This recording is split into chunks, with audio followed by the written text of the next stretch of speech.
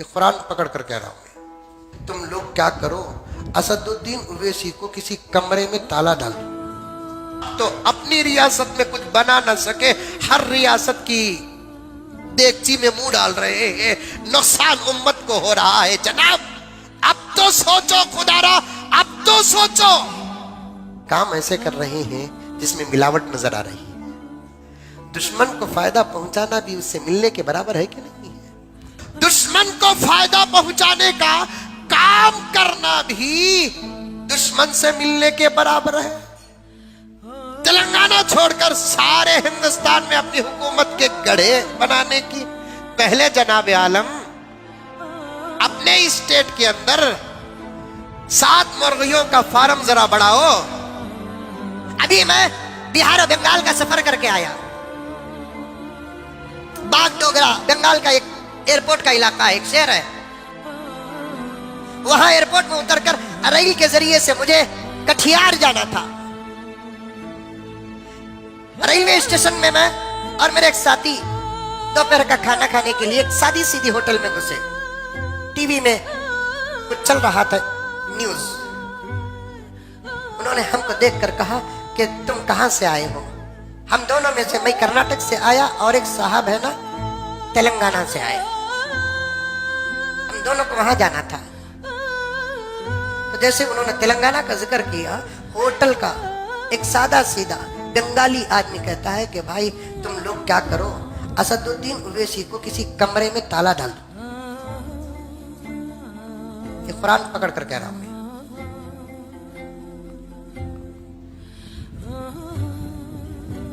एक बहुत बड़े मौलाना कह रहे हैं, मैं नहीं मानता इस बात को कि असदुद्दीन ओवैसी साहब बीजेपी से मिले हुए हैं। मैं कब कहा कि मिले हुए हैं? लेकिन काम ऐसे कर रहे हैं जिसमें मिलावट नजर आ रही है। दुश्मन को फायदा पहुंचाना भी उससे मिलने के बराबर है कि नहीं है? सुगरा कुबरा मंतिक फलसफा सब सामने रखकर बात करो। दुश्मन को फायदा पहुंचाने का काम करना भी दुश्मन से मिलने के बराबर है। क्या ताकत है तेलंगाना छोड़कर सारे हिंदुस्तान में अपनी हुकूमत के गढ़े बनाने की? पहले जनाब आलम अपने स्टेट के अंदर 7 मुर्गियों का फार्म जरा बढ़ाओ। 7 मुर्गियों का फार्म जो बना रखा है वो जरा बढ़ाओ। कम से कम 14 तो करो। और आप एक ही रहेंगे मुर्गा, और मुर्गे नहीं बनाएंगे।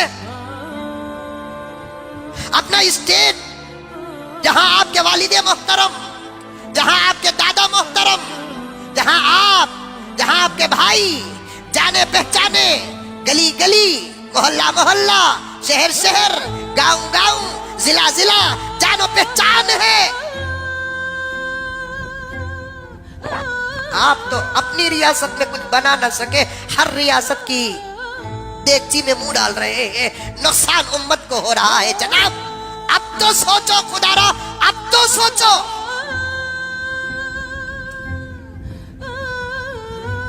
अब तो सोचो। देखा नहीं कितनी सीटें? अरे कितनी जलील बात है। यहां मुल्क में कुछ बेवकूफ ऐसे हैं, पाकिस्तान हारा तो क्रिकेट में मुसलमान हारिया बोलते नहीं बोलते? अरे मैच रे बाबा, हार जीत है। पाकिस्तान हारिया तो मुसलमान हारिया कहती, यम हारिया तो मुसलमान हारिया कहती। तुम्हारी वजह से हमें कौन से हारा पहनना है?